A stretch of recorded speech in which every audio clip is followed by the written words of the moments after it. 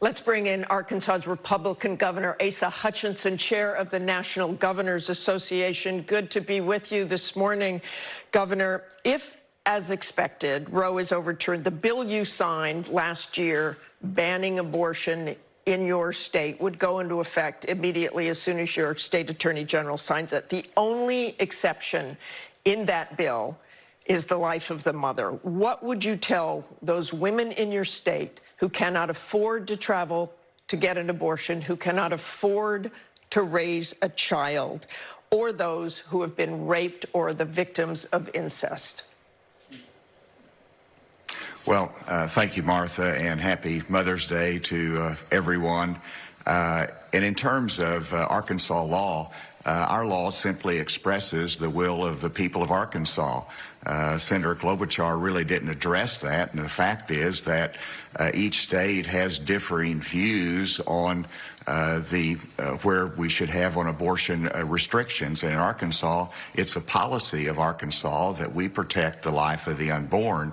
And so, yes, if Roe versus Wade is reversed, then we would have the trigger law in place to protect the life of the unborn. This is important to go after and discuss this issue with conviction, and it's divided our country, and that division has been going on for decades, and it will continue after whatever decision the Supreme Court renders. Governor, I want to go back to my question about those women. What would you say to those women who seek an abortion, who don't have the money to travel, who don't have the money to raise a child? What would you say to them?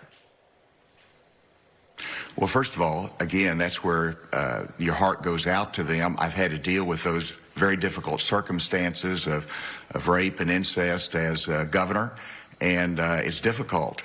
And so you have to understand that. You have to provide services, and I believe that we want to increase the services for maternal health, to increase the services for adoption services as well. And so we want to invest in those areas that will help those women with very difficult circumstances of the pregnancy. But secondly, I think to your point, the rape and incest exceptions will continue to be a part of the debate. Right now, we do not have rape and incest as exceptions under the Arkansas trigger law, but there's I think that will be a part of the debate. Would you like to see those exceptions? Those exceptions are important. Yes, I expressed whenever I signed the law that I would prefer the rape and incest exceptions to be in there.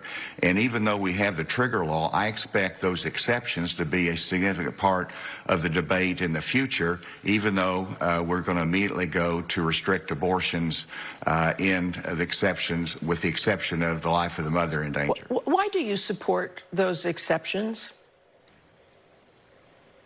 Well, it's been even though we believe life begins at conception, that we try to save lives, the life of the unborn, and to do that and to gain public acceptance, those exceptions are what generally the public has insisted upon as being reasonable exceptions to abortion limitations.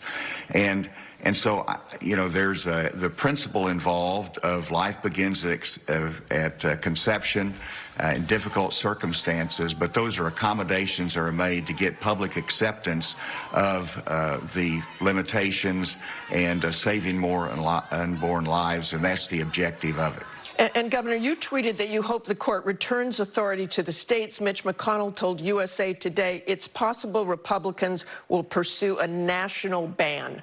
Would you oppose that?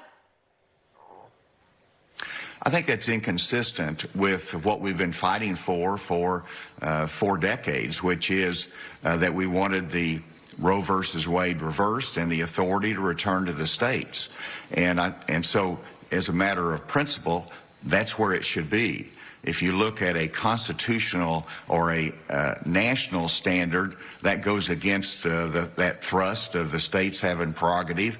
And secondly, I think there's some constitutional issues of a national standard as well as to what is the authority under the Constitution to enact that.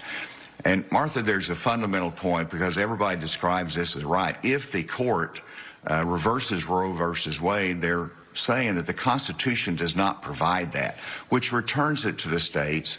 And To me, that makes sense under the Constitution. And that's where the vigorous debate is going to be. That is where we're going to face a lot of concerns on the compassion side. And states are going to make different determinations of it. But the people are going to express through their representatives exactly the direction they want to go. And to me, that makes sense, and I think it makes sense under our Constitution. Okay, thanks so much for joining us this morning, Governor. We'll be back in 60 seconds.